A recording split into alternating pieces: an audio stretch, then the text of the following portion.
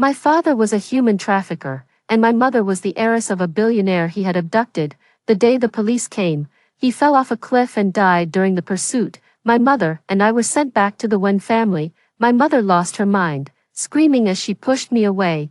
I never gave birth to a child of a human trafficker. Grandfather trembled with anger. The Wen family could never have such a bastard child. They sent me to a boarding school for the elite. The school bully tormented me, forcing me to eat dog food. Your father is a beast, so you only deserve to eat this. I was forced to take a bite, and then I cried. No one told me that dog food could be so delicious. When Sun Lei, the school bully's sidekick, pressed my head into the dog bowl, an enticing aroma of meat wafted straight into my nose. Staring at the salmon and beef in the bowl, I couldn't resist and took a small bite. The next second, my tears plopped right into the bowl. In this lifetime, I've never tasted anything so delicious. Ignoring that my head was still being held down, I buried my face and started eating in big mouthfuls, swallowing my tears along with the rice. Holy shit, Sun Lei was so startled he let go, taking 2 steps back. She actually ate it.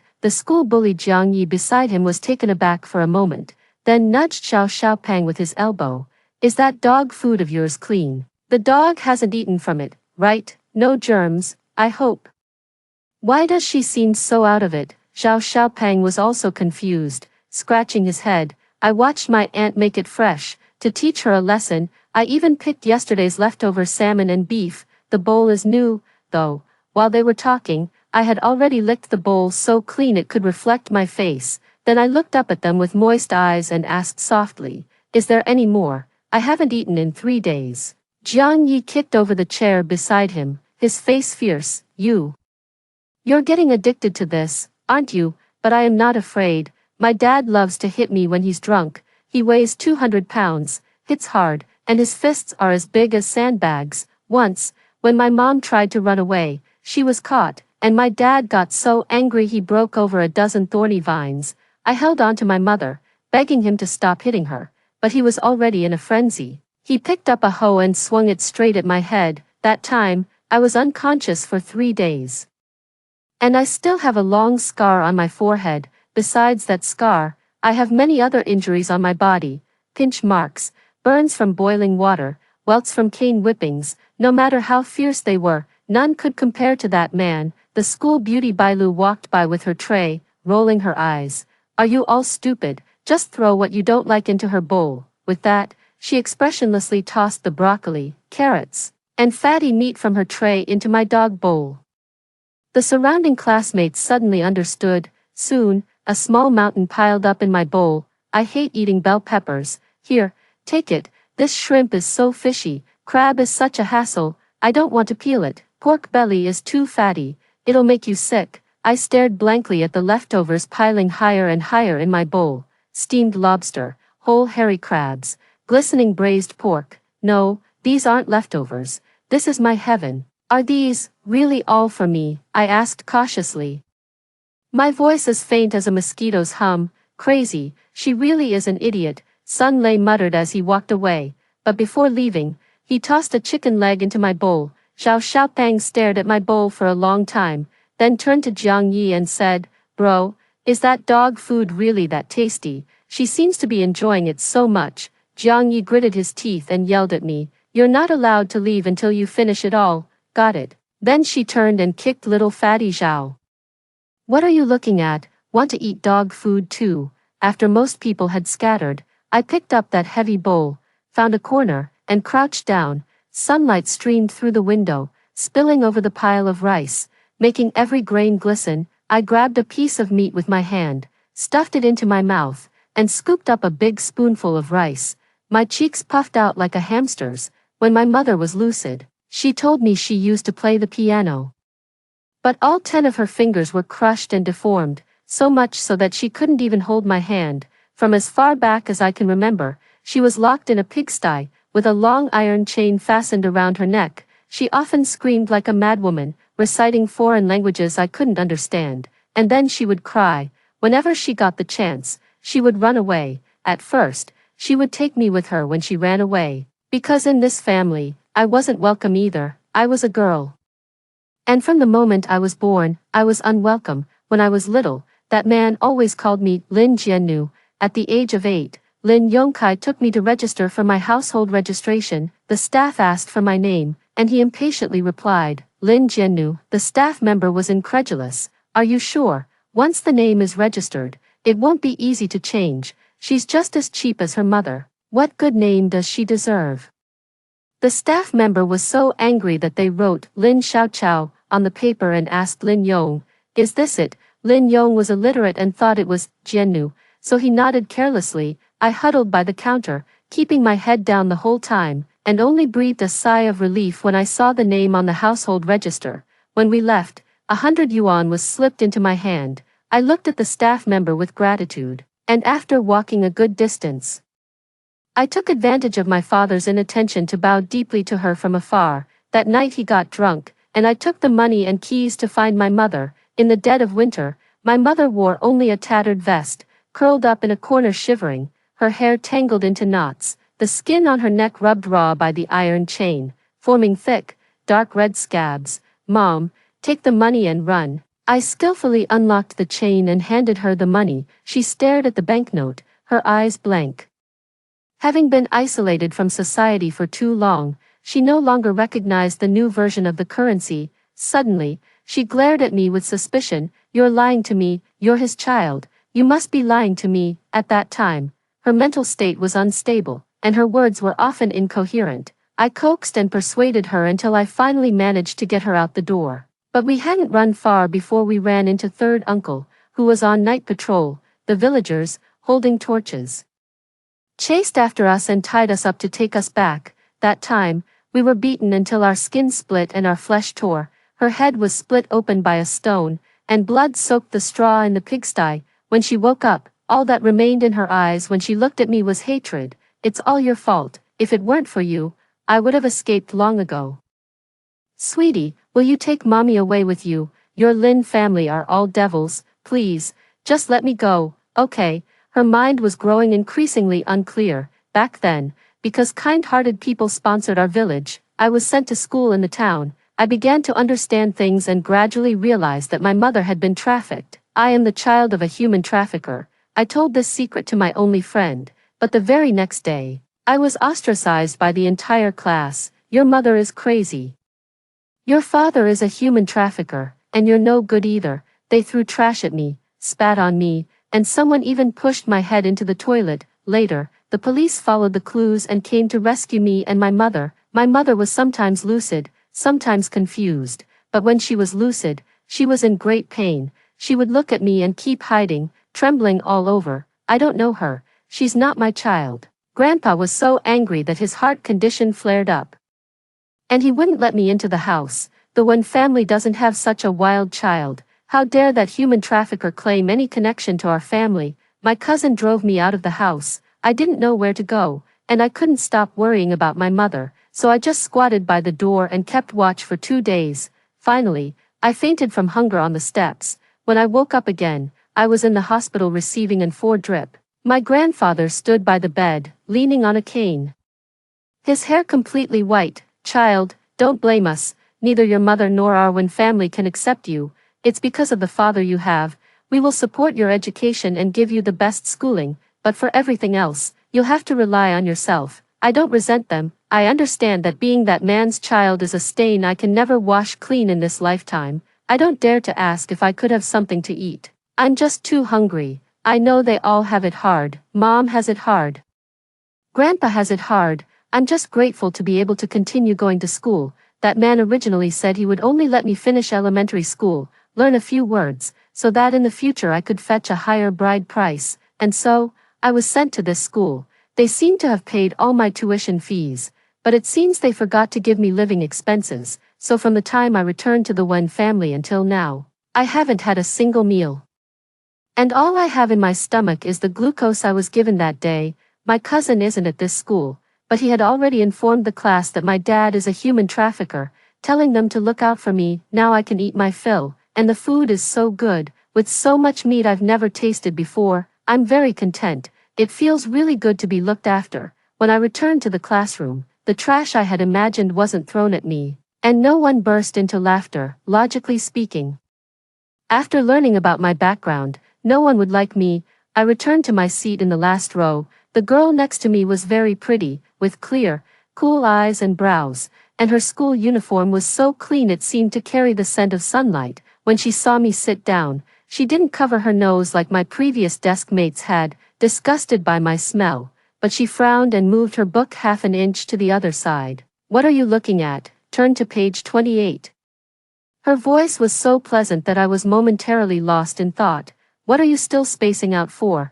If you don't do well on the test and drag our class down, I'll hold you accountable." I hurriedly flipped to page 28, feeling a strange sensation in my heart. There must be a follow-up move waiting for me. I've heard that the wealthy in elite schools have quite a few ways to torment people, but for the entire class, no one bothered me again. When the teacher came to teach, there was nothing unusual either. Later, I found out that she was the study committee member, Chin Jiyue, who valued the class's average score the most. From then on, there would always be extra things on my desk. Sometimes it was neatly handwritten notes, sometimes old exercise books with key points highlighted. When I struggled to keep up with math, she would tap my desk with her pen during the quiet lunch break. "Look at the auxiliary line first for this problem." Her tone was indifferent, but she explained the problem-solving steps extremely slowly, pausing after each step, only continuing to the next sentence when she saw the confusion in my eyes fade away.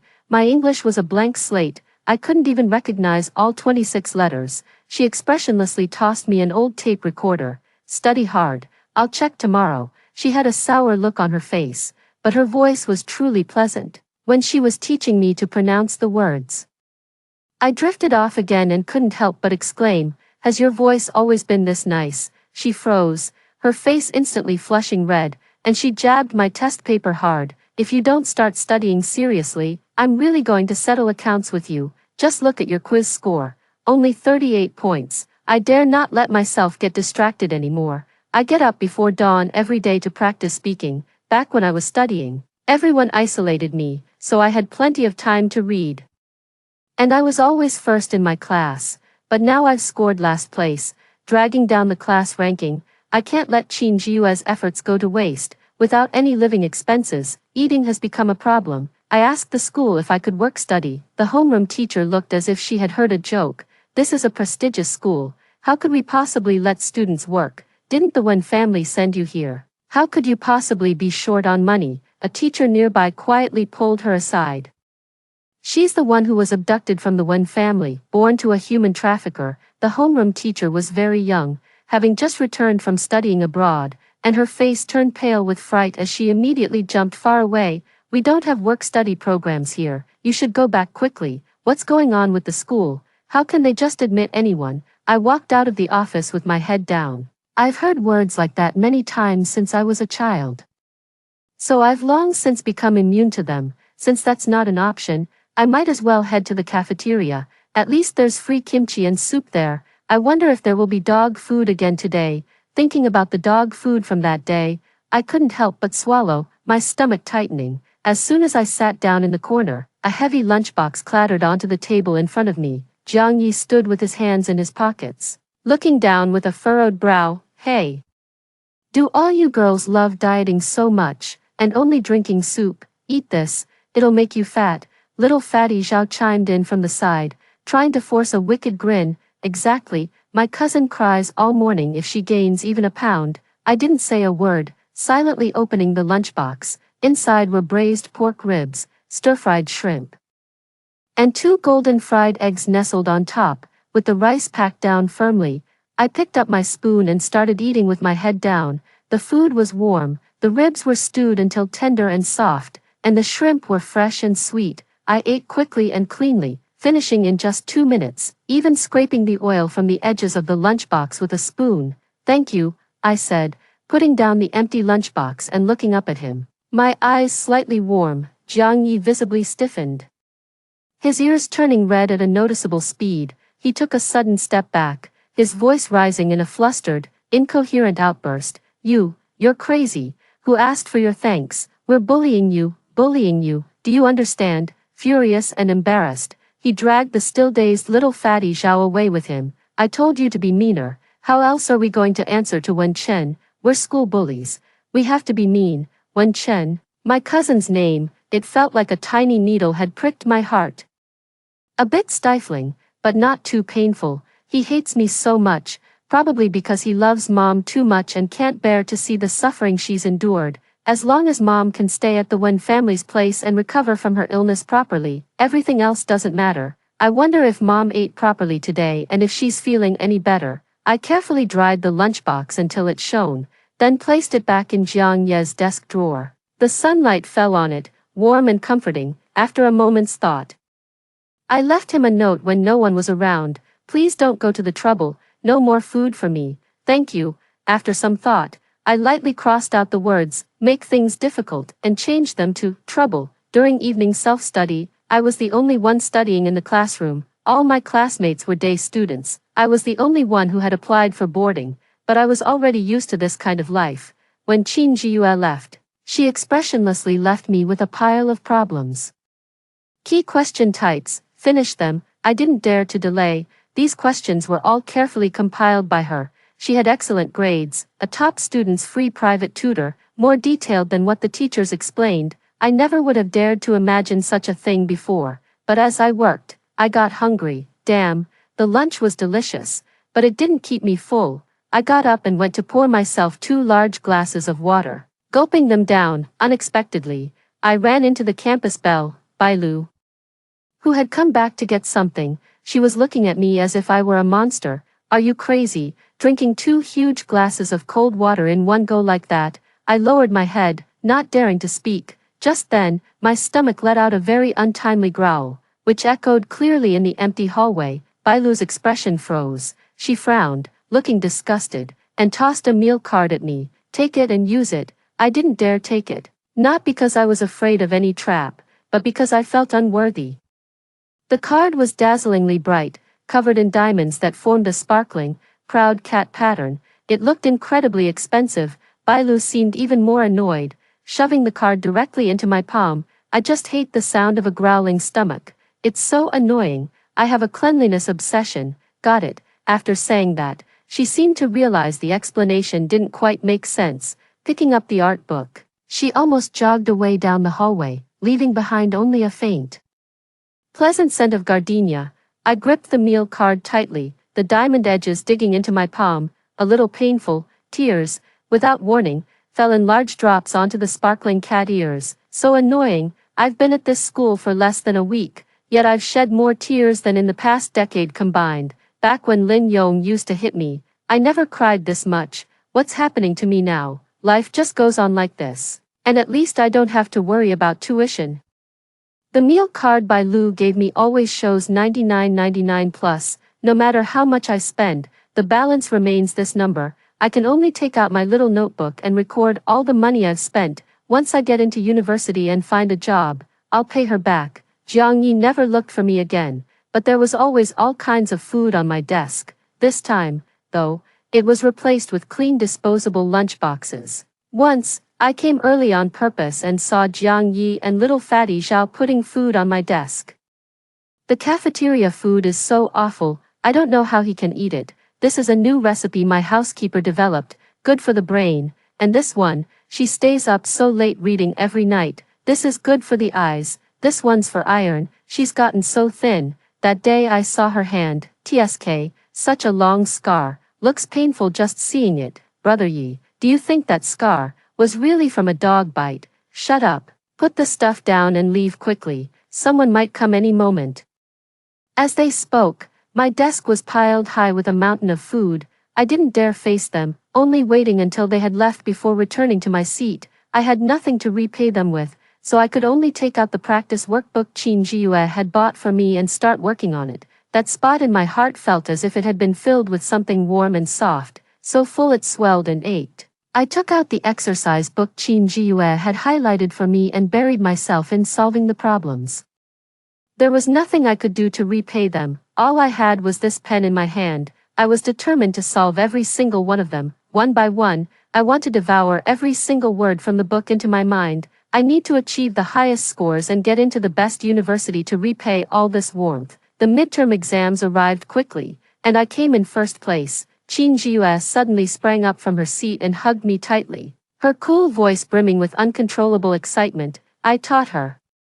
From last place to first place, she was even happier than if she had scored first place herself, her eyes shining as if filled with stars. Quiet, this isn't a marketplace. The homeroom teacher slammed the table heavily, his gaze cutting through me like a knife. Some students shouldn't get carried away just because they've made a little progress. Qin Jiu's smile instantly turned cold. She let go of me, picked up the LV bag on the table, and casually tossed the one on the floor out the window. Teacher, my bag fell. Could you pick it up for me? The teacher's face turned ashen. Qin Jiu smiled gently. It's yours. The teacher immediately changed her expression, looking ingratiating. How can I accept this? I'll go right now. With that, she immediately trotted down to pick up the bag. Qin Jiu pouted and took out another set of questions. Finally, it's quiet. Don't get too proud. This is a practice test from the exam writer.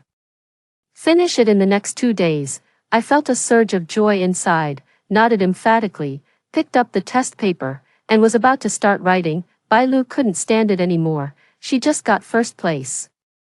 Can't you give her a break, let her rest, go for afternoon tea, and relax a little? Qin Jiu pressed down on the test paper. Bailu, do you think everyone can be a carefree vase like you? Bailu's cheeks flushed red. Who are you calling a vase? I passed the IELTS last year and I'm going abroad next year. How dare you call me a vase? I quickly stopped them. Actually, I can drink water and do the test papers at the same time. Bailu was so angry she laughed, glaring at me. All right then. I'll have them bring some Bulgari afternoon tea. They happen to have a Christmas set today, so let's all celebrate Christmas together. Xiao Xiaopang eagerly joined in the fun. That's great. Then I'll have them bring hot pot over. Qin Jiu was also swept up in the atmosphere. All right, I'll give you the day off today.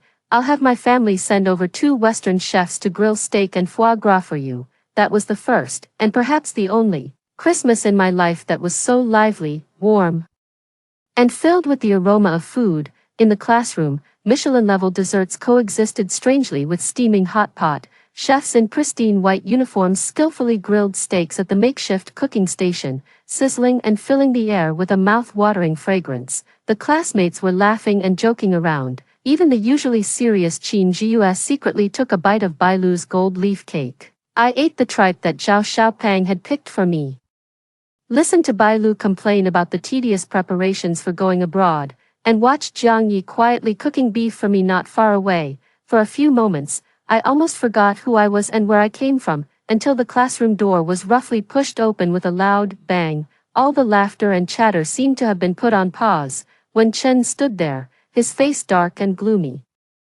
He saw the delicate bone china plate in my hand and the cream at the corner of my mouth that I hadn't had time to wipe off. His eyes were filled with rage, and he directly overturned the hot pot table nearest to him. The scalding red soup base and various foods were splattered all over the floor, creating a chaotic mess. Several nearby classmates screamed and jumped away. You're the child of a human trafficker. You have that dirty blood in you. What right do you have to be so happy? Yes.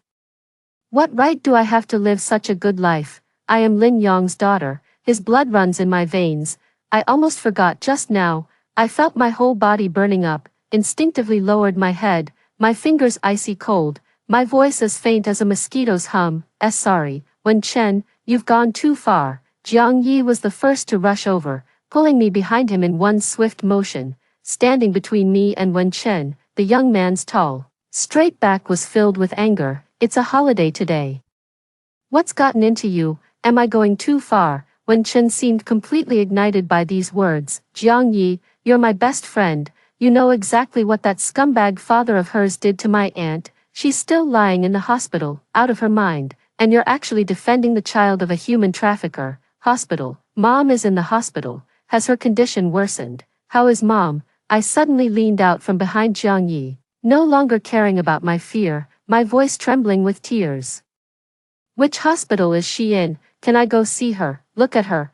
Wen Chen flung away my hand that was trying to grasp his sleeve, the force so strong that I stumbled.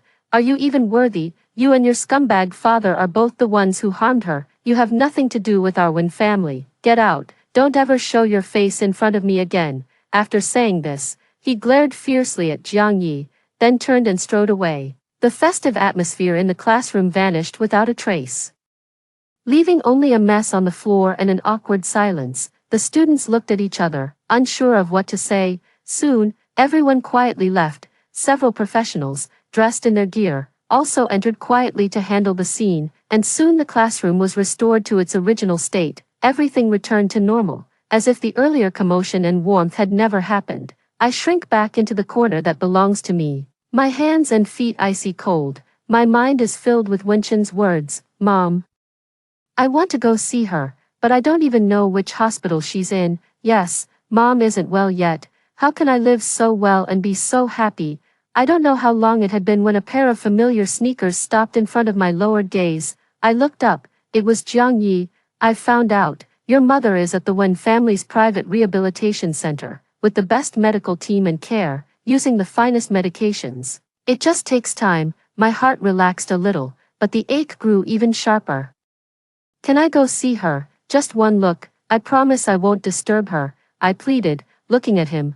Jiang Yi fell silent for a few seconds, then nodded. "I'll walk you out." His efficiency was astonishingly high. 10 minutes later, I arrived at the sanatorium. "We're here." Jiang Yi opened the car door for me. I twisted my fingers nervously, my voice trembling. "I just want to see her from afar, to make sure she's okay. Seeing me might upset her. Is there somewhere I can watch without disturbing her?" Jiang Yi turned around and whispered a few words to someone. Soon, we were taken to a quiet monitoring room. An entire wall of screens displayed real-time footage from different rooms. Jiang Yi pointed to one of the screens. "That room." Mom lay on the bed by the window, wearing clean, soft light blue hospital pajamas and covered by a pristine white blanket. The room was spacious and bright, with fresh flowers arranged inside. Her complexion had improved significantly. No longer the deathly gray pallor, now tinged with a healthy flush. Her long hair had been carefully styled, falling smoothly over her shoulders, looking so lovely, yet on her forehead, the scar left by the stone remained glaringly visible. She gazed quietly out the window, her eyes vacant and unfocused. I tightly covered my mouth, but tears poured out uncontrollably. "Mom, I'm sorry." I trembled all over from crying, yet dared not make a single sound. Jiang Yi stood beside me, silently handing over a pack of tissues without saying a word. The moment I stepped into the classroom the next day, the air instantly froze. Everyone stopped what they were doing, countless gazes fixed on me. I can understand. The Wen family holds great influence, and everyone heard what he said yesterday. Everyone now knows I'm the daughter of a human trafficker. My face burned with shame, my lower abdomen heavy and aching, and I had been feeling waves of chills since last night.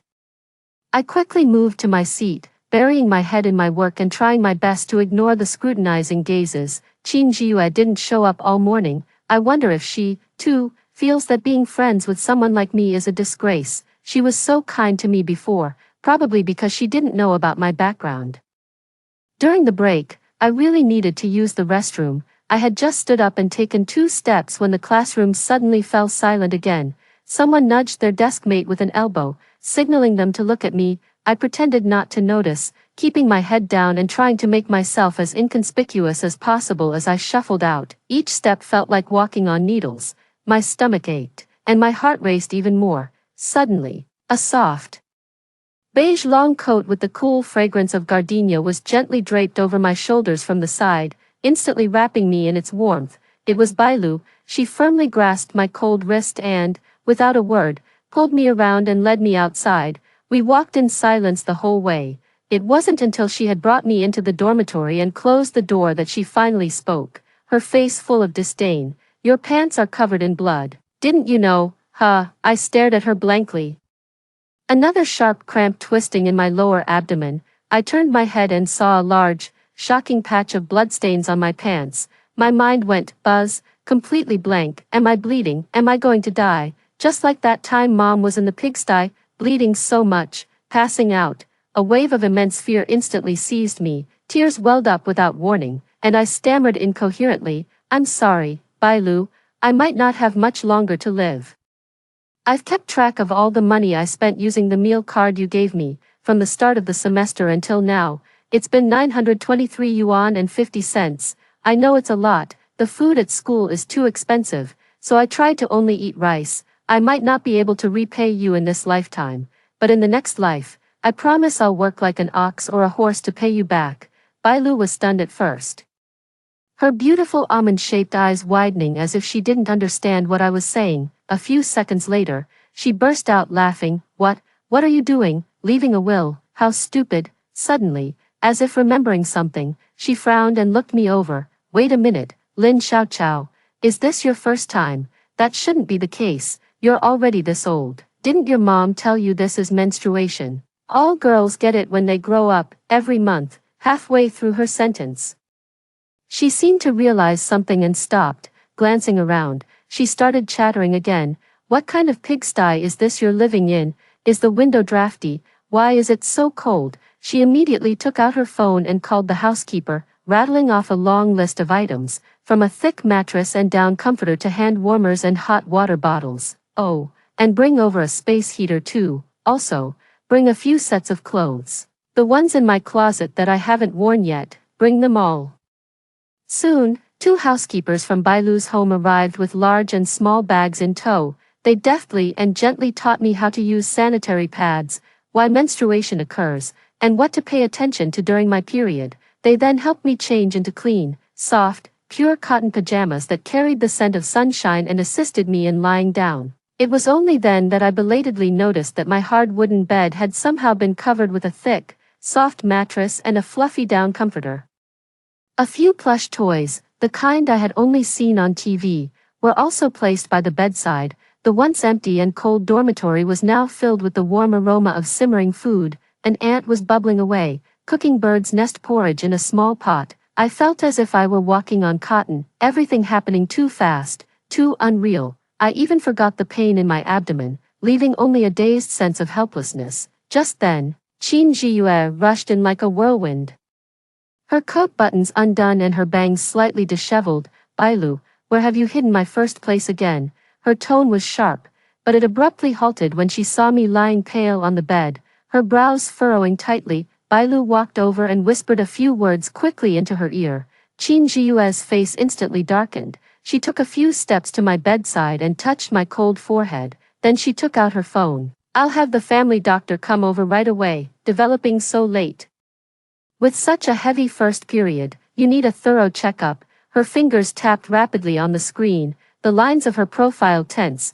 Then she lifted her eyes to look at me, her gaze filled with concern. Years later, I would still remember this day. My mother was absent from this moment of mine, yet they, with their own warmth, made it tender and soft, turning it into my most gentle and beautiful memory. In those years, I said countless thank yous, to Bailu, to Qin Jiyue, and to many others later on, but deep down, I knew that some burdens were too heavy for the words, thank you, to ever bear. It was not a condescending handout, nor a fleeting whim of pity. It was 2 equally proud and beautiful girls, clumsily and sincerely reaching out their hands to me. It was the light in my barren and gray girlhood. From then on, no matter how many cold moments life might bring in the future, as long as I think of that afternoon in the dormitory, I know how I was once cherished.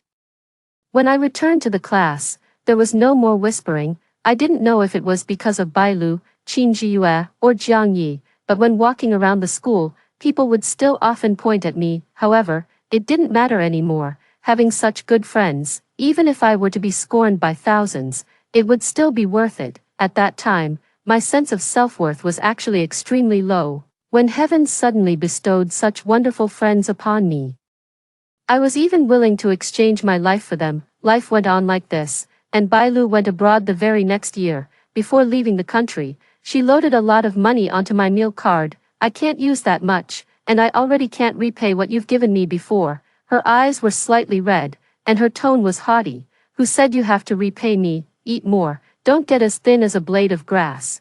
But it's good, you're all plump and fair now. Jiang Yi was soon sent by his family to attend business school, as he too was destined to inherit the family business. Before leaving, he gave me a watch. This way, I can know if you're sleeping well. It's okay if you don't do well on the exams. I'll have your back when the time comes. Fortunately, Qin Jiyue hadn't left yet. She said she wanted to compete with me for the top spot in the college entrance exams. I have been the top student every year, and she can no longer tutor me. She then arranged for a private tutor to come and give us extra lessons every day after school. I successfully got into the medical school of Peking University, while she was admitted to the School of Economics and Management at Tsinghua University. Xiao Chao, we're still in the same city, we can study together when the time comes. I held her, thanking her over and over again. Over the past few years, I haven't returned to the Wen family. Nor have I seen my mother again, but Jiang Yi often updates me on my mother's treatment progress. She's getting better and better, and the family has introduced her to a very outstanding uncle, allowing her to start a new life. Before going to college, I still wanted to see her one more time, even if it was just from a distance, just to know that she's doing well. I pondered in my heart for a long time, and finally, one morning, I secretly went to the Wen family.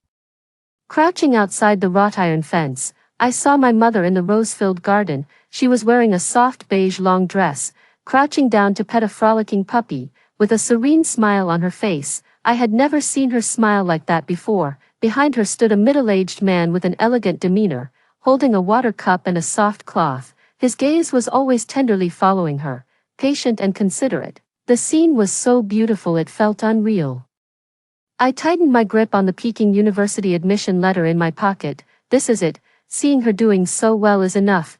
Just as I turned around, something struck the back of my neck, and I felt my entire body go limp. Before losing consciousness, I felt myself being roughly lifted and shoved into a car. When I woke up again, I found myself in an abandoned open-air warehouse, tied to a chair. In the dim light, a strange young man stood before me, his gaze sinister. Without saying a word, he raised his hand and slapped me hard across the face. A burning pain exploded on my cheek. It had been many years since anyone had hit me, and this slap instantly reminded me of Lin Yong. He was already dead, but just thinking about those days still makes me tremble uncontrollably. Who are you? I asked, my ears ringing and my voice hoarse. I am your mother's son, your brother. Mother's son. After a moment of confusion, I saw his face clearly, and indeed, there was a shadow of the man from the garden in his features. Why did you capture me? A chill shot up from the soles of my feet. Pei Jing seemed to have heard something laughable, his voice suddenly sharpening. Wouldn't it have been better if you had died outside? Why did you have to come back? Why did you have to appear before her, before my father? I didn't. I just wanted to see Mom from a distance. I pleaded urgently. Shut up. He snapped sharply, his eyes like a venomous snake.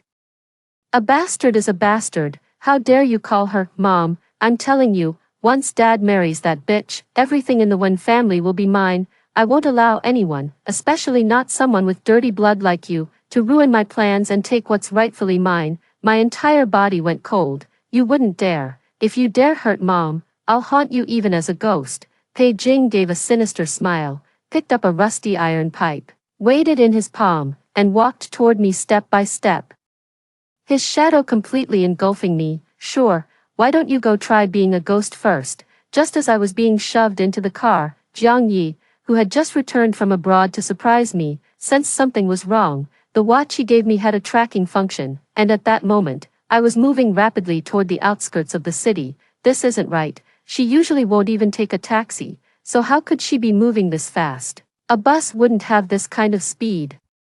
Having grown up in a prominent family, he immediately sensed something was wrong and called Qin Jiyue. Qin Jiyue hurriedly called me, but my phone was turned off. Did she go to the Wen family? She's been restless these past few days. At this moment, Bailu, far across the ocean, also received the news. It was still nighttime where she was, but she sat up immediately, without a word of hesitation, opened her laptop, connected to the family's trading system on Wall Street, and her fingers flew across the keyboard. A few minutes later, the stock price of the Wen Group overseas began to show unusual fluctuations. With enough chips in hand, she called Wen Chen. Within 3 minutes, tell me Xiao Chao's whereabouts, or I will swallow up all of your Wen family's overseas market, even if it means losing 800 while hurting the enemy by 1,000. Wen Chen, who received the call, was completely confused, but he also knew the combined strength of the Bai, Qin, and Jiang families, especially with Bailu being overseas. Even if the losses could be recovered later, the Wen family would still suffer significant damage. He immediately asked the butler to check the surveillance footage and discovered that I had been kidnapped. To pull something like this on my family's turf, after all, she is my— He cut himself off abruptly, swallowing the rest of his words. He immediately ordered the police to be notified and sent the surveillance footage to Jiang Yi and Qin Jiyue. Qin Jiyue calculated the location and the time I had left, then promptly arranged for a helicopter to be dispatched. On the other side, Jiang Ye's Ducati tore through the streets like a red lightning bolt. With one hand on the handlebars, he quickly dialed a number with the other, his tone fierce. "It's me, Jiang Yi. Get every vehicle in your garage out on the road. Call in as many as you can, and block all exits in the old industrial district west of the city. Yes, now, immediately." In the top circles of Haicheng, the power behind a single word from the Jiang family's young master was beyond imagination. In just a few minutes, countless supercars and luxury vehicles roared out from various clubs, villas, and garages, Maseratis, Lamborghinis, Ferraris, converging into a torrent that ignored traffic rules, speeding toward the same direction.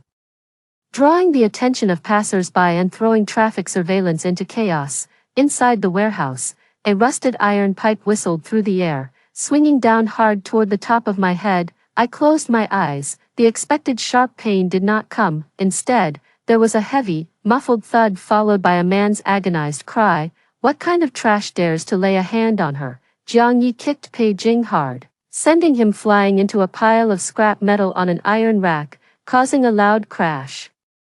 His hair was slightly disheveled, and he was breathing heavily, clearly having rushed here with all his might.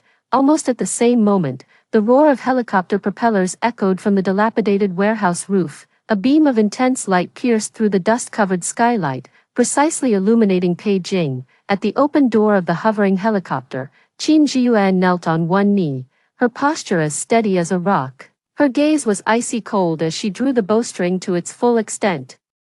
Utterly clueless, the arrow pierced through the air, striking Pei Jing's knee with pinpoint accuracy just as he tried to rise.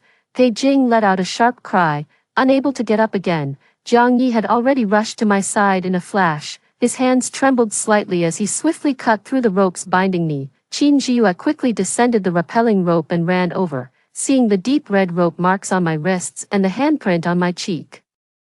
Her usually cool eyes instantly blazed with anger. She turned, ready to deliver another kick to the wailing Pei Jing on the ground. Just then, Bailu's video call came through on Jiang Ye's end. "Let me see. Okay, you haven't lost weight, and it seems like you've even gained a little on your face." She spoke at an extremely fast pace, trying to mask her choked voice with her usual teasing tone. "Lin Xiaoqiao, you scared me to death. Next time you go anywhere, you have to report to me first. Do you hear me?" I looked at the familiar face on the screen, then at Jiang Yi and Qin Jiyue, whose eyes were filled with lingering fear. Only then did I realize how scared I was, and I hugged Qin Jiyue, wailing, I thought I'd never see you all again." Qin Jiyue's body stiffened for a moment before relaxing. She hugged me back, gently patting my back. At that moment, the sound of police sirens grew closer from outside the warehouse, and officers quickly rushed in, restraining the fallen Pei Jing. Following closely behind were Wen Chen and my mother, whose face was as pale as paper, yet she rushed toward me without a second thought. Sweetie, my mother broke free from Wen Chen's grasp, stumbling over to tightly embrace me in her arms. Are you okay? It's all my fault. I didn't protect you well enough. It's all my fault." I was stunned by this sudden, warm, and genuine embrace. Trembling, I reached out and cautiously hugged her back, my voice choked and broken. "Mom, are you okay? You don't blame me anymore." "No, I never blame you. It's me who's sorry, my child." Mom was sobbing uncontrollably, only holding me tighter, as if trying to make up for all the missed hugs from the past. "Mom, I miss you so much." I got in, Peking University Health Science Center. "In the future, I can become a doctor too, and I can take good care of you." I was babbling incoherently. Years of pent-up grievances, longing, and desire finally found an outlet, turning into wailing tears. Good, my baby is the best." Mom stroked my hair, but her tears flowed even more fiercely. Beside us, Wen Chen watched us hugging and crying, his expression complicated. He stepped forward. "Xiao, I'm sorry, I was immature before, said a lot of foolish things, and did many things that hurt you. Please forgive me." Jiang Yi stood nearby with his arms crossed, snorted, and gave Wen Chen a light punch on the shoulder. All right, if you're apologizing, do it properly. Why make it so formal? Your whole family is so mushy. He glanced around the dim, dirty warehouse, frowned in disgust, and said, is this dump even fit for people? Hurry up, let's all go home. Today is Xiao Chao's big day. She got into Peking University, bringing honor to your Wen family. Shouldn't we celebrate properly? That was the best summer of my life. After returning to the Wen family, I spent every night clinging to my mother's room. She carried a faint, comforting scent of medicine, mingled with the smell of sunlight on freshly aired bedding. Like a young animal that had finally found its den, I curled up beside her, clutching her arm tightly, afraid that if I let go, this warmth would once again turn into a dream. Sometimes, waking up in the middle of the night drenched in cold sweat, I would always meet a pair of eyes gazing at me tenderly, under the moonlight. My mother's fingers gently brushed away the sweat-dampened hair from my forehead, her movements a bit clumsy, yet filled with an incredible sense of care. Did you have a nightmare? Her voice was soft, carrying a slight hoarseness from just waking up. I shook my head and buried my face in the warm crook of her neck, greedily breathing in the scent that belonged to my mother. The years of accumulated fear, anger, and grievances melted away like ice and snow under the sun, quietly dissolving in this embrace. From now on, Lin Xiaochao was also a child with a mother to love her. Years later, I finally put on the white coat as I had wished, busying myself between the operating room and the wards, on the path of healing the sick and saving lives. I often think of that little girl who was burning with fever in the pigsty, with no one to care for her. Now, I finally have the ability to provide a small patch of shade for more tender grass. We reunited again at Bailu's wedding, a beautiful beach, where starlight and lamplight intertwine. The bride was stunningly beautiful, holding the arm of the groom in his tailored suit. Her brows and eyes still carried the same proud, radiant look from years past, now softened by the gentleness that time had bestowed. I handed over a thick red envelope. I knew she didn't need it, but it was a gesture I had to make, for the meal card that never seemed to run out, for the windbreaker that carried the scent of gardenias, and for all the kindness she had ever shown me. A few of us sat at a table specially arranged for us. Jiang Yi is now the formidable CEO of the business world, dressed in a sharp suit, with the youthful defiance in his brow replaced by a steady sharpness. Yet, when he sees us, he still instinctively wants to kick Xiao Xiaopang's chair, only to be stopped by Qin Jiyue's sharp glance. Qin Jiyue has become a young professor at a top domestic research institute, her gaze behind gold-rimmed glasses still cool and intelligent. Xiao Xiaopang has become a top-tier mukbang streamer, secretly filming the wedding cake with his phone while whispering, "This cream is absolutely amazing, folks." Double tap 666. Amidst the lively chatter at the table, the conversation flows from the challenges in the lab to the IPO turbulence at Jiang Ye's company. From Xiao Xiaopang's failed recipes to the gossip about Bailu's long-distance romance, it feels as if time has never passed, as if we were all still in our youth. My phone vibrates. A text from Mom. "Sweetie, don't drink too much, come home early, I've made hangover soup and I'm waiting for you." I looked at the short text on the screen, and the corners of my mouth unconsciously lifted. I replied with, "Okay, I'll be back soon." Feeling completely comforted inside, I picked up the wine glass. Watching the champagne bubbles rise along the crystal-clear sides, I glanced at these incredibly precious people, gifted to me by fate, sitting around the table. To everyone, to us, the glasses clinked gently, producing a clear and pleasant sound, like the harmonious echo of all the support and laughter from the past years. How wonderful, Xiao Chao. From this day forward, every day will be filled with love, a home to return to, and friends to rely on. Starlight falls into the eyes. The sea breeze gentle, the road ahead is long, but I know I will never walk alone again. After hearing the first story above, what are your thoughts? Feel free to share your opinions in the comments section. Next, there is another similar story. Let's continue to see. I am an orphan from the welfare home, with congenital heart disease. I also have a twin sister. In my previous life, I was abandoned by the roadside and adopted by a homeless man, begging, scavenging for food, being scorned by others, and sleeping under bridges were my daily routine. My sister was adopted by a wealthy couple and became a nationally renowned pianist. Time rewound, and I was reborn on the day of the adoption. I rushed into the arms of the homeless man without hesitation. Suddenly, bullet comments appeared before my eyes. Even rebirth can't fix a pig's brain. The answer is right in front of her, yet she doesn't know how to copy it. What on earth is this supporting character thinking? Supporting characters are just supporting characters, even with a second chance. They can't change their fate of being a side character. In my previous life, my sister was adopted by the Maybach couple and became a nationally renowned pianist. I, on the other hand, suffered from congenital heart disease. Frail and weak, after no one adopted me. I was secretly abandoned by the orphanage on the roadside on a feverish night. A homeless man who scavenged at midnight took me in. He walked 10 kilometers every day to the affluent neighborhoods to collect trash, picking up imported milk and leftover beef that the wealthy discarded, and sometimes he would bring back a whole cake for me. Upon learning that I had a heart condition, he endured his own illnesses to collect bottles day and night, even kneeling to beg for help.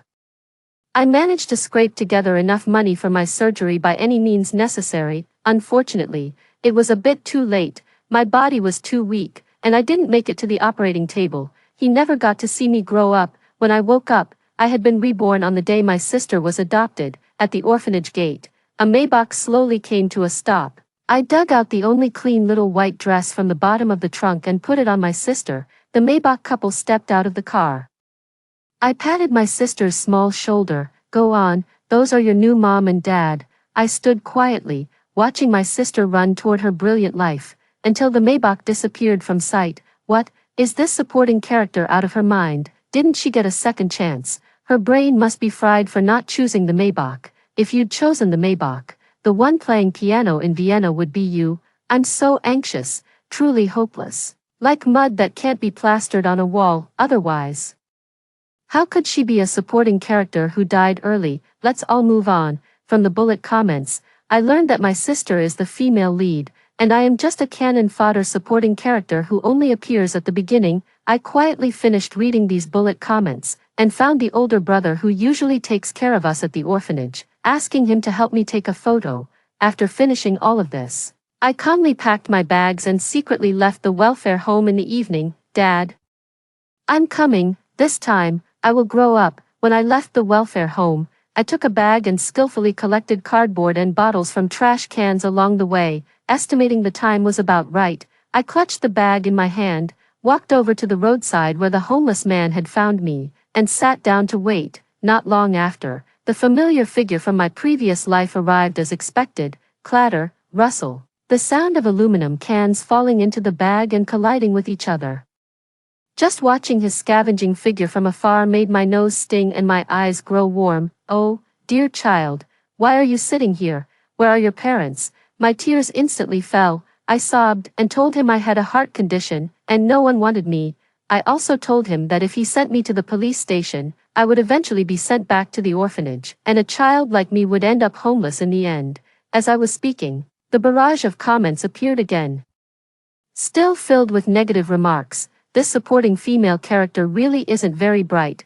Never mind, I won't say more. It's truly a hellish start, with no chance of turning things around. Agree with the comment above. This supporting female character is too foolish. Pretty face, empty head. I continue to ignore these bullet comments, then hand the collected scrap to the homeless man. He awkwardly accepts it, unsure what to do for a moment, and finally blurts out, "Have you eaten?" I shook my head. "I'll buy you a bowl of wontons to eat," I said. Okay. I pretended I couldn't finish the bowl of wontons and gave it to a homeless person. He saw through my act, and his heart ached so much that tears fell. Such a sensible child. Yet no one wants you. How can fate be so cruel? I secretly thought to myself. It's not bitter. Things will get better. After finishing the wontons, the homeless man held my hand with one hand, dragged the collected scrap with the other, and took me back to his humble dwelling. Such a good little girl. What am I going to do with her? I should go ask around to see if anyone wants to take in this child. Sigh, heart disease. I don't even know how much it costs to treat heart disease, but we still have to do our best to keep him alive. Listening to him mutter to himself, I felt a sense of peace. He lived in a tin shed not far from a large bridge. surrounded by swarms of mosquitoes and insects. The entrance of the tin shed was blocked by an old mosquito net he had used. The interior wasn't large, with a bed on the left and a wooden double sofa on the right, likely picked up from somewhere. It was very simple, cluttered with various items, but clean. I was placed on the double sofa, and to keep me from feeling uncomfortable, he padded it with winter clothes and freshly washed bedding. In the following days, he would go out scavenging in the middle of the night. Carefully locking the door before leaving, he would return at dawn with breakfast he had bought. In the afternoon, he would take me around, asking everywhere if anyone could adopt me. He was getting on in years, and his methods were very clumsy, relying on his legs and his mouth to ask around. So naturally, there was no progress. But I will wait for him to realize that our two fates are meant to be deeply intertwined. I tugged hard on his hand. You have no one to accompany you. And I have no one who wants me. Let's just team up and live together. You be my dad, and I'll be your daughter, okay? He didn't speak. I gently tugged at his sleeve again, watching the flickering light in his eyes. Dad, I watched him blink hard, let out a long sigh, and then answer me. I never thought I'd have a daughter in this lifetime. He hesitated, likely worried about my heart condition. I have a way to manage my illness. Can't help but laugh. Does she even know how much a heart surgery costs? In my past life, this homeless man spent a full 5 years, crying and begging on his knees everywhere just to barely scrape together the money. What can a penniless little toad like him do? He couldn't even manage to rob someone. Yeah, and according to the plot, she's about to get a fever. Forget about the money to cure her heart condition. She doesn't even have the money to go to the hospital for a fever. Indeed, based on my past life's experience, I'm about to develop an unexplained fever. My heart condition worsened because of that high fever, which drained my body and ultimately left me unable to make it to the operating table. So, if I want to survive, I need to move away from this place with my adoptive father before the fever hits. I also need to make sure my adoptive father adopts me through the proper legal procedures, so we have a chance to break free from our current life of scavenging to get by. Only then will I have the opportunity to go to school and change my life. I remember from my past life that a luxury amusement park opened nearby, and on its opening day, there was a grand live-streamed event. It is said that this is an investment the local government went to great lengths to secure, which will create employment for nearly 10 million people in the region and promote economic development. Therefore, on the day of the live broadcast, all the prominent local figures will participate in the ribbon-cutting ceremony. Moreover, because the investor is young and accomplished, many fans and influencers will attend to promote the event. I must seize this opportunity. I found out the specific time of the live broadcast, put on a simple and clean outfit, and went with my adoptive father.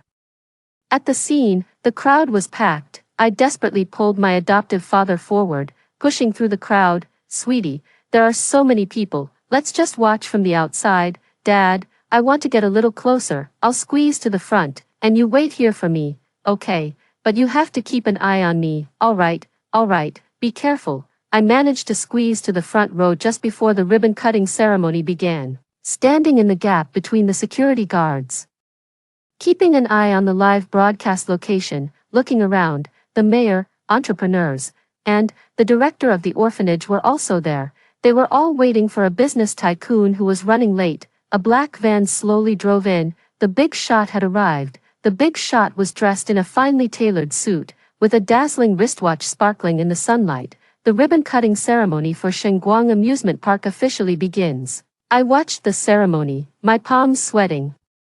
At the climax of the ceremony, during the ribbon-cutting and cannon salute, I rushed forward. I fainted precisely in front of the mayor and the big shot, clutching tightly to the big shot's pant leg as I fell. The scene quickly descended into chaos. Daughter, I heard my adoptive father shouting my name as he pushed through the crowd and ran toward me. The security guard wanted to pull me away, but since this was a live broadcast, he couldn't act on his own. Call an ambulance. We need to call an ambulance. This child has a heart condition. Is she having a heart attack? The big shot stooped down in front of everyone to comfort me and my adoptive father. He saw through my act and questioned me with his eyes, but my adoptive father's genuine emotions still caused quite a stir. My adoptive father didn't have a phone, so he begged someone to make a call for him. After speaking He tremblingly pulled out a handful of loose change from his pocket, wanting to save me.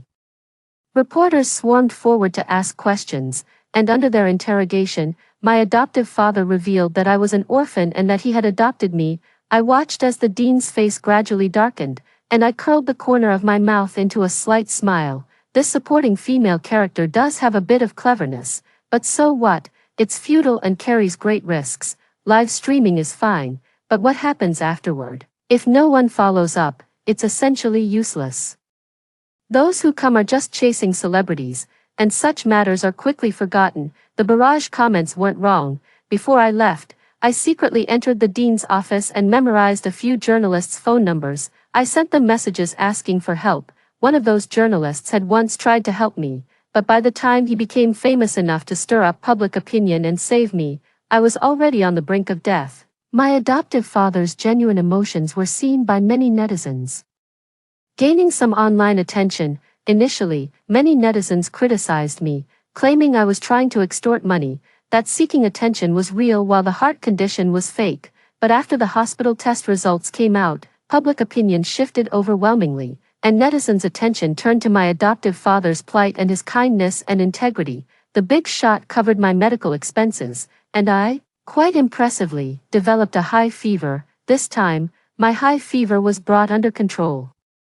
And the doctor took the opportunity to remind me that the heart surgery needed to be done as soon as possible. I looked pale and seemed to be lying on the hospital bed, barely alive. As I gave the interview, I truly appeared disheveled, but the more pitiful and broken I looked, the more leverage and hope I had. The in-depth report about my adoptive father and me was published, drawing even broader attention. The director of the welfare home found me and questioned me about why I ran away. If I didn't leave, I would have been abandoned too. Right, director, this was the secret of the welfare home. The director first feigned surprise and ignorance, then began negotiating terms with me. I knew that I was being exposed to the public, appearing as a pitiful victim. I would become a charitable commodity. For the sake of a good reputation, there would be entrepreneurs willing to adopt me. Because a homeless man is incapable of raising a girl with a heart condition, in that case, my foster father would continue scavenging, or at most have a decent place to live.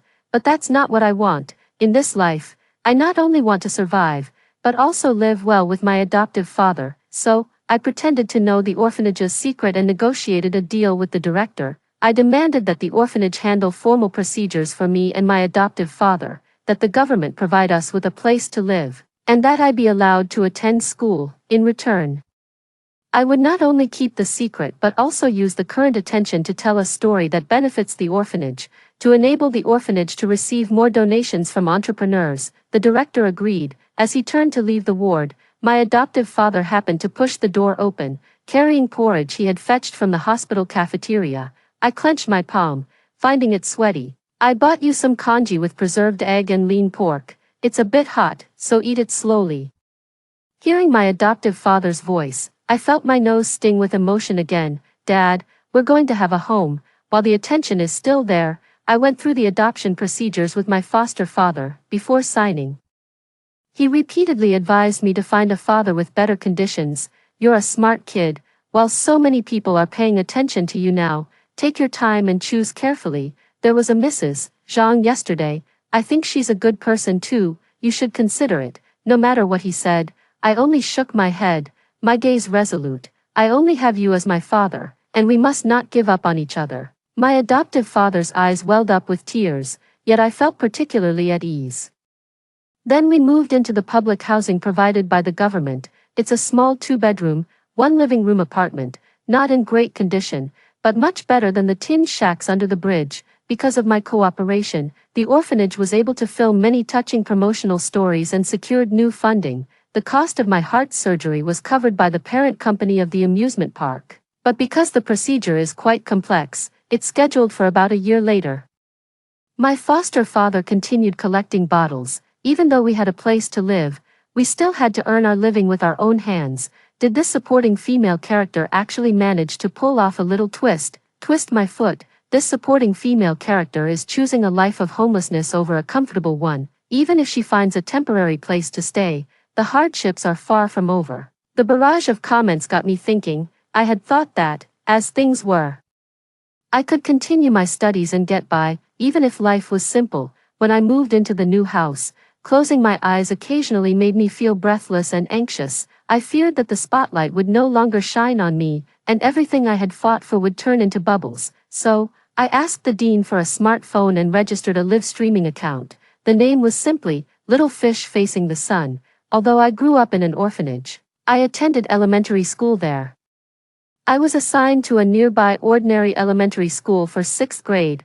Thanks to the widespread implementation of 9-year compulsory education, I had the opportunity to attend school. However, the elementary school I attended primarily served the children of migrant workers, and both the academic atmosphere and overall environment were somewhat lacking. In my previous life, my adoptive father sent me to school for a few years. By the time I reached high school, my heart condition had begun to worsen. I ultimately had to drop out of school. This time, since I have been given a chance to live, I must study even harder to change my fate, and so, I occasionally live-streamed using my phone. The content of my live streams usually involved me studying, picking up bottles on the street, or handing out flyers. Most of the time, I don't talk much, and occasionally I receive some live stream donations, though not many, due to my special physical condition.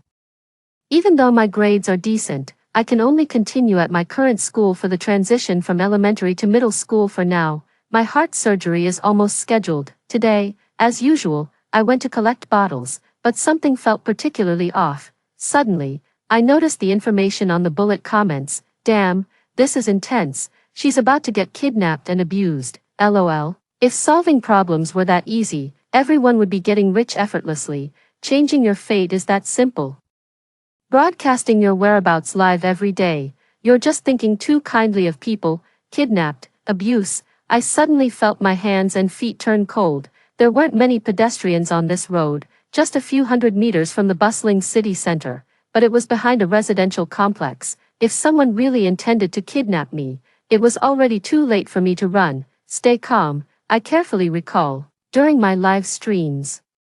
There are always people who question whether I'm putting on a show or pretending to be pitiful. Most of the time, I don't speak and ignore these comments, but just a few days ago, someone commented during a live stream that they wanted to expose me, to see if I really have a heart condition. I thought it was just talk and didn't take it seriously. What should I do now?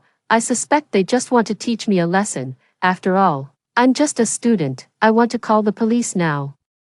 But nothing has happened yet, and doing so might only provoke them. I was drenched in cold sweat, and as the wind blew, I felt every hair on my body stand on end. I gritted my teeth and decided to go all out. Taking a gamble, I secretly started a live stream, titling it, "I've been kidnapped," deliberately using a misspelling to avoid being blocked. I typed my location in the comments section, begging everyone to help me call the police. I continued picking up bottles while secretly checking the live stream's data. The live stream's popularity was steadily rising. 1 step, 2 steps, 3 steps, someone is getting closer. I start running, and the person following me begins to chase. I only ran a few steps before being tackled. I wasn't kidnapped. 3 blonde-haired guys pushed me to the ground, and my phone flew out of my hand. After discovering I was live streaming, they reacted very calmly. The leader turned off my broadcast. The blonde guy kicked me a few times. I gasped in pain, sucking in a sharp breath. He pulled out a dagger and crouched down, threatening me. "Your name is Chen Yu, and you live in apartment 304, building 2, Xishiang old renovation housing. You've already got a place to live, food to eat, and a school to attend. That should be enough, understand? If you keep live streaming to gain sympathy, I'll scar your face. From now on, no more live streaming, and no more sending press releases to the media. Otherwise, next time won't be so simple." My intuition tells me he's not the one trying to mess with me in the live stream. He has other intentions. At this thought, I started to feel nervous, and a dull ache began to throb in my chest. Seeing my pained expression, he showed a flicker of panic, but quickly resumed his indifferent demeanor. "I didn't kidnap you, and I didn't really touch you either. If you die, it's got nothing to do with me. Whether you live or die depends entirely on your own fate." After saying that, he left with the other 2. I curled up on the ground, gasping for breath, my heart aching faintly. My mind was a whirlwind of thoughts. Soon, the police arrived, found me, and took me to the hospital. I didn't tell my adoptive father about the threats I received tonight, only saying that I had accidentally fainted. Shall you, from now on, don't go picking up bottles anymore. A kind-hearted person said they'd arrange a security job for me. You just focus on getting your surgery and studying, my adoptive father said, sitting by the hospital bed, his face filled with concern. Nothing is more important than your health. Okay, I agreed, lying in the hospital bed. I opened the live streaming backend to see 999 plus notifications.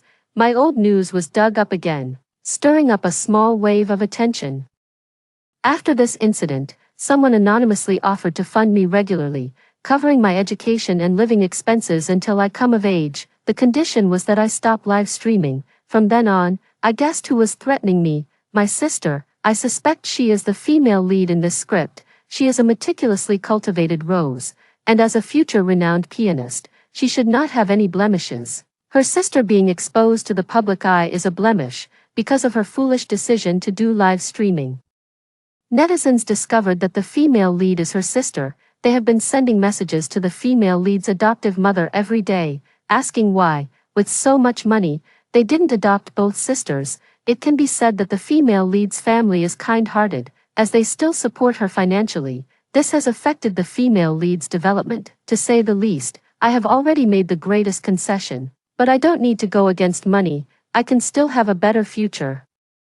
I paused the live stream, and my adoptive father got a job as a security guard. However, because of his age, he still needs to occasionally take on part-time work for the community's landscaping and cleaning. The pay is meager, but it's enough to keep life going. My surgery arrived as scheduled. Before getting on the operating table, I held my adoptive father's hand. Dad, if I don't make it off the operating table, you still have to live well on your own. That would be my fate. And it has nothing to do with you. My adoptive father immediately told me to knock on wood and stop talking nonsense. I really had no confidence in my heart. After all, in my previous life, I didn't live long enough to undergo the surgery. The surgery was successful, and my adoptive father cried for a long time outside the operating room. I survived. During my recovery, I often placed my hand on my chest, feeling my heart thumping steadily. The surgery and recovery period caused me to fall behind significantly in my studies. I returned to school and began studying hard. The curriculum at the welfare institution was different from that of a regular elementary school, and my foundation was weaker than others. More importantly, I wanted to get into a better high school and leave this school. So, in the time leading up to the high school entrance exam, I was almost constantly studying, except for eating and sleeping. My adoptive father would learn to make Cantonese-style stewed soups on weekends to nourish me. The days were so peaceful it felt unreal. After the surgery, my physical fitness also caught up. I was growing like crazy, shooting up in height, and my chest was becoming fuller day by day, much fuller than my peers. My adoptive father and I both tacitly avoided topics related to puberty. Perhaps my adoptive father noticed. So he brought back a kind neighbor aunt who taught me about menstruation. I focused all my energy on studying and successfully got into the best high school in the city. After the surgery, I almost never looked at the bullet comments again, until the start of high school. The male lead has appeared. This is interesting. This cannon fodder female supporting character is also at this high school. Originally she had no more scenes. On the first day of high school, I was looking for my class. Move aside. I turned at the sound and immediately recognized this person as the male lead, who could also be called my brother-in-law. He was stunningly handsome, exuding an aura that kept strangers at a distance, with a few admirers trailing far behind him. When encountering people, he never bothered to go around them, only arrogantly demanding they move aside. I should have less interaction with him. In reality, it seems I am indeed an unknown supporting female character. With not many scenes involving the male lead, according to the bullet comments, the male and female leads haven't met yet during high school. Since my sister's family already knows my whereabouts, they won't let her attend the same high school as me, so I didn't run into the male lead again for the rest of the semester. I only got a rough idea of his background from some gossipy female classmates. Song Yihung, whose family assets exceed $1 billion.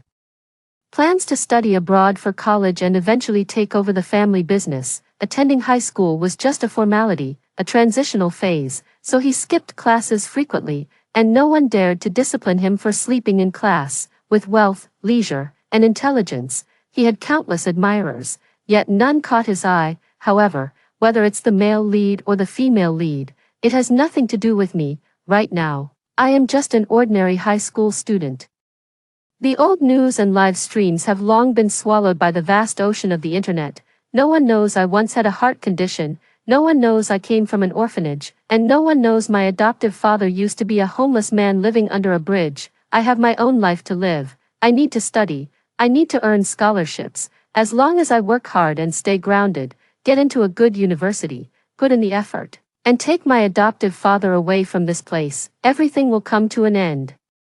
Then I can live a normal life. Unfortunately, I fought against fate, thinking I had already overcome the biggest hurdle. Little did I know, there were still treacherous human hearts. While getting food in the cafeteria, I bumped into the male lead, Song Yiheng, and my soup spilled on his clothes. He rarely came to the cafeteria, and the one time he did, I happened to run into him. This coat costs 20,000. He said calmly. My heart sank. Forget it. You probably don't have much money.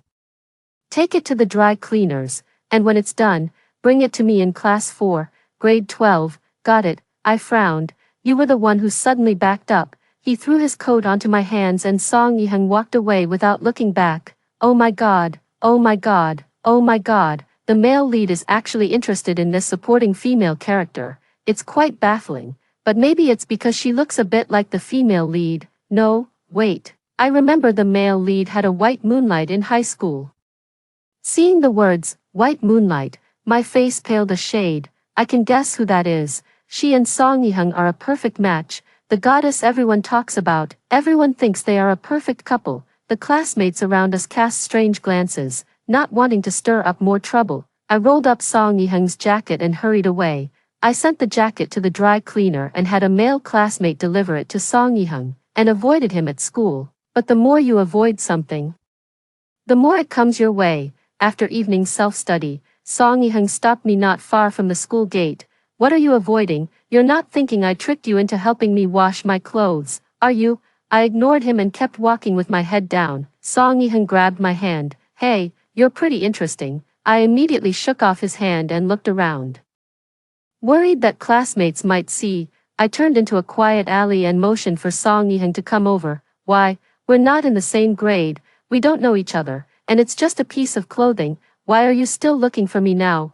I asked someone to return the clothes to you because I didn't want to have anything to do with you. Song Yiheng clearly didn't expect me to be so direct. He looked a little embarrassed at first, then seemed to lose face. Ha! My family funds the entire school. Do I need a reason to come find you? I just don't want you to misunderstand and think I'm bullying you.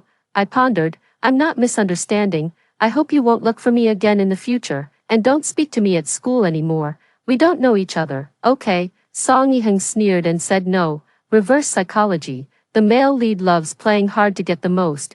Alright, I'll change my strategy. I'll back down, Song Yiheng. I just want to study quietly. I'm not like you. I know you're going abroad to study, and your future is bright. You're the center of attention at school, and you can have plenty of friends to hang out with, but I just want to keep a low profile, preferably without anyone noticing me. Okay. I deliberately softened my voice when saying these two words, as if I were pleading with him. Song Yiheng felt embarrassed. Who do you think you are? He left in a fit of anger. I suspect it might be the influence of the script.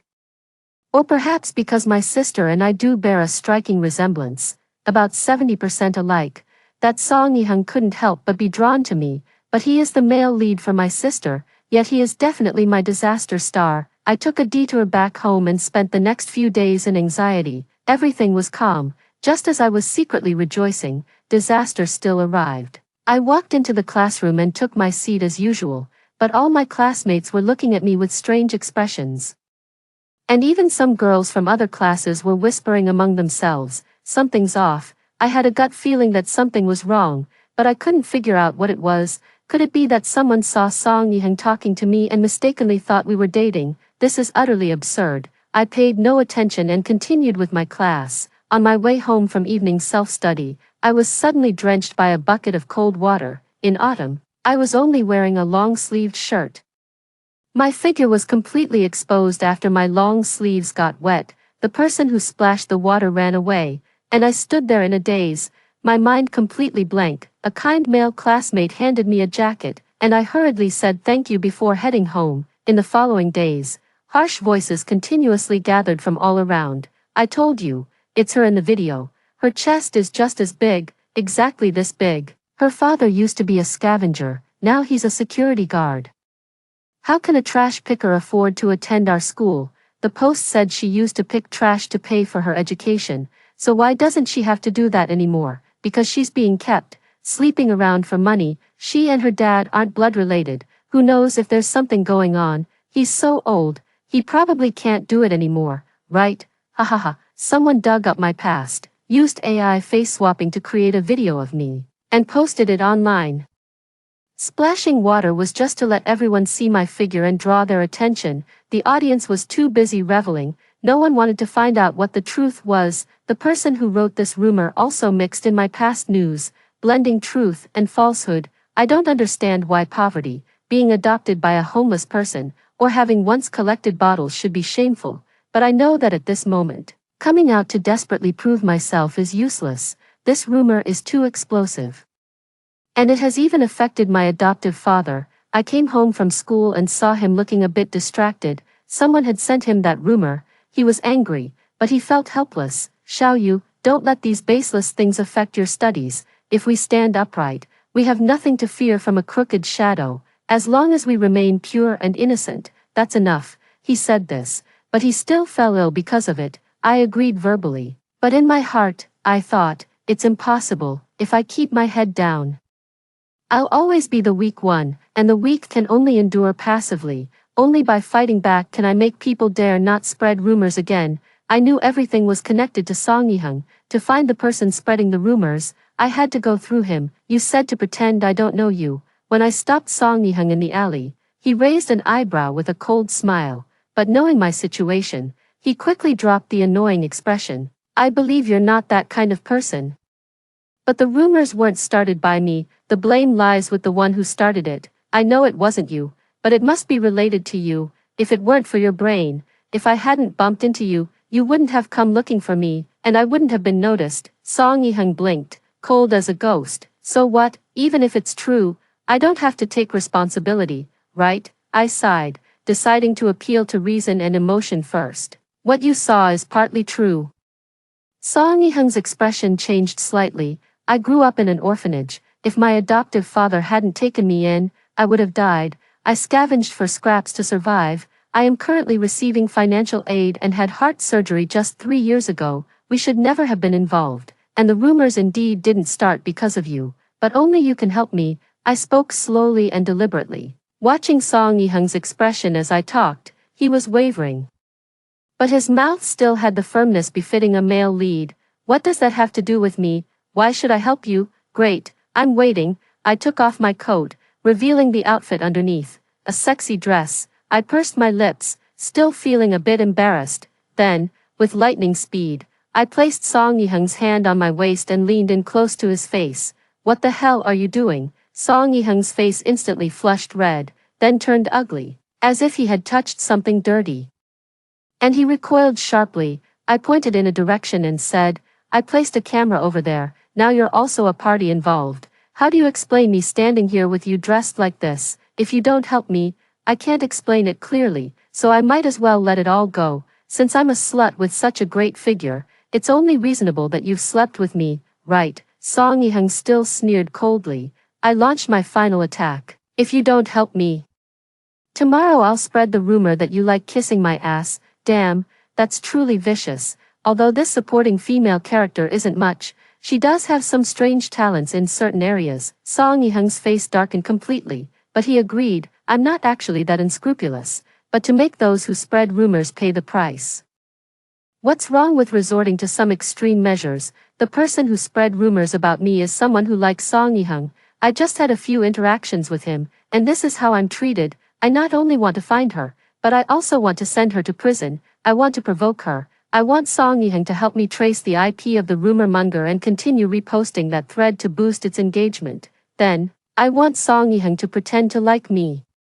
I still go to school every day amidst everyone's prying eyes and whispers, but I wear nice clothes under my uniform and take off my jacket once I leave the school gate. Song Yi-hung started having lunch with me every day, occasionally buying me a bottle of water. We don't talk or do much else, just eat. And so, more than a week passed. Is it done yet? Enough already. I really can't stand the school cafeteria anymore. It should be soon. Did you get the IP address? Yes, we got it. But that alone isn't enough to convict someone. I read the post last night, and a new one has appeared. This version says the boss who's keeping me is a big fat pig, probably hoping Song Yi-hung will see it and find me disgusting. It's almost time. Finally, one night after self-study class ended, I was dragged by 3 girls into a relatively remote restroom. I endured the pain of having my hair pulled, secretly turning on the voice recorder and sending a distress signal to Song Yi-hung. The girl at the front had her hair tied in a high ponytail and looked very delicate. Was it you who seduced Song Yi-hung? Big breasts, craving men. Do you even know who he is? Is he someone a poor, trash-picking wretch like you can touch? Don't you know that Song Yi-hung and Ching-wan are a couple? Ching-wan, the white moonlight of Song Yi-hung mentioned in the bullet comments. I didn't have the energy to think too much. My goal was to make her admit to spreading rumors herself. I pretended to be pitiful and acted like a green tea girl, saying that all of it was just rumors, that I had done nothing, and I didn't know why Song Yi-hung liked me. The leader of the group laughed. Of course, I know you didn't do it. Next time, what kind of sugar daddy would you like? How about arranging a 50-year-old for you? Someone as old as your dad. I can't take it anymore. I started fighting back frantically, wrestling with all 3 of them, when Song Yi-hung arrived. My face was still covered in blood, and I was in such a sorry state that I barely looked human. The police took all 3 of them away, and as the leader glared at me with a fierce look in her eyes, I mouthed a word to her with my lips, "Go, die, now." I submitted the evidence to the police, combined with the forwarded posts I had Song Yi-hung arrange earlier. The data was sufficient for sentencing. The parents of the rumor monger are very wealthy but show little concern for her. After learning about this incident, they scolded and beat her. Her parents came to beg me, asking for my forgiveness. They said that if she were to be held accountable, it would not only affect her college entrance exam but also leave a stain on her life, preventing her from taking the civil service exam. The school stepped in to mediate, and even Song Yi-hung came to persuade me, asking if I could show some leniency. They begged me while my adoptive father was still in the hospital. I rejected all threats, demands, and pleas, and sent the rumor mongers to prison. When it was all over, Song Yi-hung was preparing to study abroad, and he said, "You're terrifying." I acted according to the law. The outcome is for the law to decide. She is the daughter of a prominent family, while I was once a pitiful soul who scavenged for scraps and slept under bridges, because she couldn't have what she loved. Out of jealousy, she spread malicious rumors about me. Did she ever consider that this could also ruin someone's life? How many women have been brought to their knees by malicious rumors? The matter has come to a temporary close. I kept all of this from my adoptive father, allowing him to focus on recovering in peace. Life remains simple and frugal, but the successful counterattack has given me the strength to move forward courageously. Since then, no one at school has dared to provoke me, and I have been studying even harder than before. In the end, I was admitted to a good university. At university, I was discovered by a talent scout and took on a part-time job as a small-time actress. I don't have the script of a female lead, no overnight fame, nor exceptional acting skills. I ride the wave of short videos, taking on some minor roles. My adoptive father is already old, and I need to earn money quickly. With my first earnings, I took my adoptive father to Beijing. He was already over 70 years old at that time. He is a man of few words but upright and gentle. His eyes filled with fervor when he saw Tiananmen, saying he never thought he would have the chance to visit Beijing in his lifetime. I said, "Dad, you'll see, things will get better. I will grow up, and everything will get better too." By chance, I went on a business trip to Shanghai and stayed right next to the Grand Theater, while strolling after work.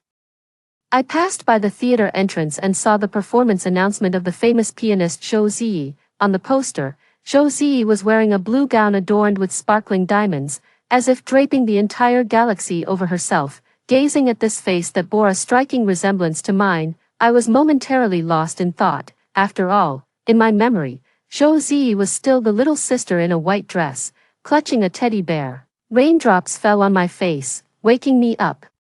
I touched her face on the poster, then turned and ran away. Getting caught in the rain in this weather will make you catch a cold. I didn't go to see the performance. My sister and I never met. She might not know she has an older sister like me, but that's okay, dear sister. This is already the best ending. You became a dazzling star on the stage. My adoptive father and I were also fortunate enough to cross the heavy mountains of fate. After hearing the two stories above, what are your thoughts? Feel free to share your opinions in the comments section. Looking forward to hearing from you. If you liked this story, don't forget to like it, share it, and subscribe to my channel. See you next time.